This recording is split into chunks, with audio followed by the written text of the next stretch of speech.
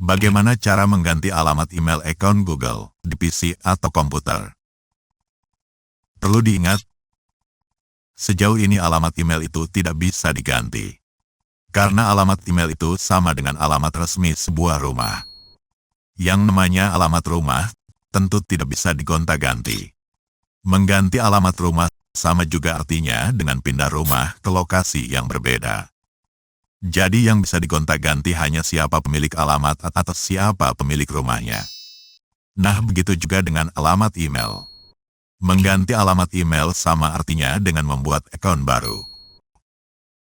Jadi yang bisa digonta-ganti hanya nama pemilik atau nama akunnya.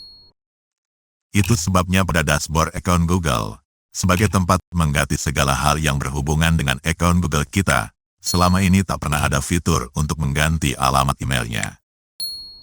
Yang ada hanya fitur untuk mengganti alamat email pemulihannya. Kemudian fitur untuk mengganti nama pemilik atau nama akunnya.